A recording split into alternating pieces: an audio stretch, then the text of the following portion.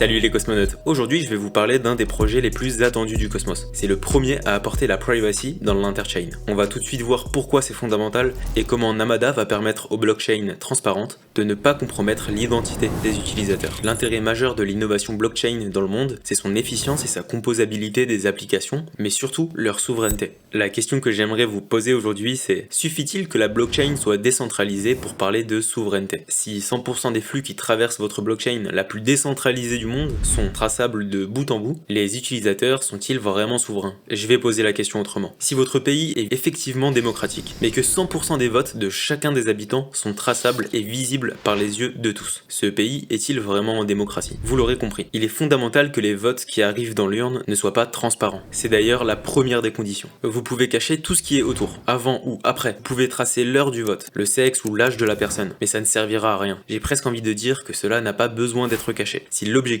est d'être en démocratie. Si on veut cacher une chose, c'est bien ce qu'on met dans l'urne. Si aujourd'hui on a débloqué une technologie efficiente avec la blockchain, une composabilité avec l'Inter-Blockchain Communication (IBC), il reste cet élément fondamental de privacy pour débloquer la souveraineté. C'est pour cela qu'il est important que je vous présente ce projet nommé Namada, que la communauté doit porter, car c'est un sujet qui ne concerne que les communautés. Personne d'autre que les prétendus souverains y sont attachés. Personne d'autre que vous avez intérêt à rester privé. Commençons par voir comment Namada rend le vote et la composition de l'urne blindée, en anglais shielded. Comment Namada fait pour ajouter de la privacy à vos cryptos normalement transparentes? Avant de vous parler d'IBC sur Namada, ou de la DeFi privée avec les shielded actions, ou encore des revenus passifs en shieldant vos assets, il faut d'abord qu'on parle du cœur de métier de Namada, l'ensemble blindé unifié. Namada utilise une cryptographie appelée MASP, Multi-Asset Shielded Pool, un ensemble d'actifs blindés. Le Multi-Asset Shielded Pool s'inspire du travail réalisé par Electronic Coin Company, qui a développé Zcash et s'appuie sur le circuit sapling en implémentant des fonctionnalités multi-actifs et des conversions d'actifs. Le Multi-Asset Shielded Pool fonctionne de la manière suivante. Il existe deux ensembles distincts d'actifs,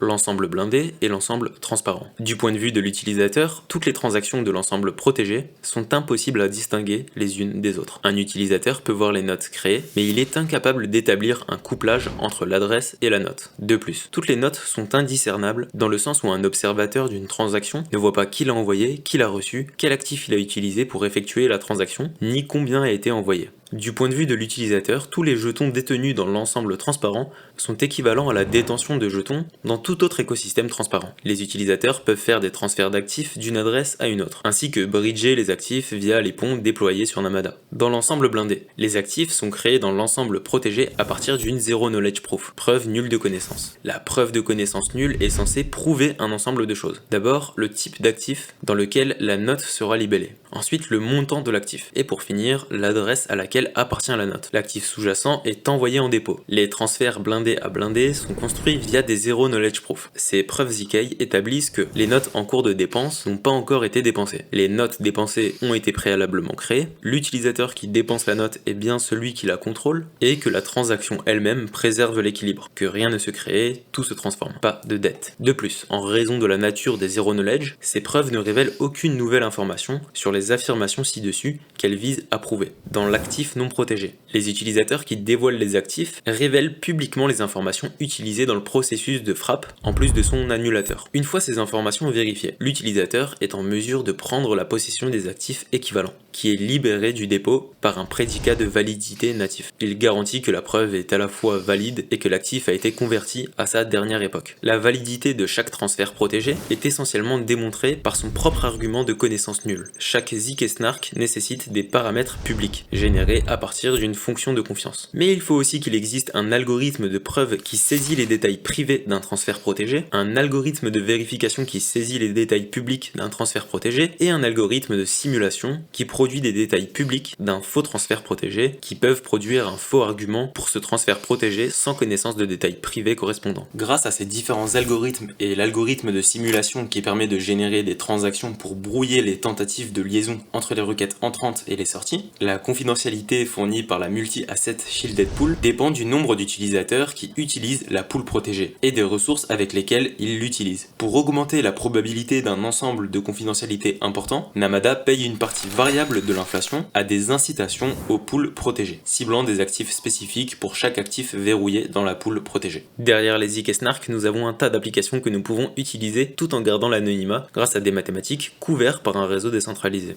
Globalement, tout ce qui est faisable de manière transparente et publique est faisable de manière privée avec Namada, soit par l'intermédiaire d'IBC avec ce qu'on appelle les Shielded Actions, comme par exemple Shielded Swap avec Osmosis, pour échanger un token tout en restant dans la Shielded Pool, soit grâce aux preuves ZK qui ne dévoilent pas votre identité même pour les applications suivantes, les financements participatifs et votes, un Shielded Prediction Market, ou encore l'upgrade de ces NFT, ainsi qu'un protocole d'emprunt et de prêt shieldé. En bref, la technologie derrière le Multi-Asset Shielded Pool est bien plus que son nom l'indique. Couplée à une autre innovation de Namada, le circuit de conversion, la technologie devient particulièrement puissante et permet un grand nombre d'applications potentielles. Chez Namada, il se concentre sur le système de paiement sécurisé et protégé, pour le moment, mais ce n'est qu'une question de temps pour que de nouvelles idées intéressantes poussent les applications Zero Knowledge à l'avant-garde. C'est tout pour moi les cosmonautes. Si vous voulez plus d'informations sur le projet Namada, je vous mets des liens en description sur différents articles ou vidéos ainsi que le lien de leur Twitter. Ciao les cosmonautes!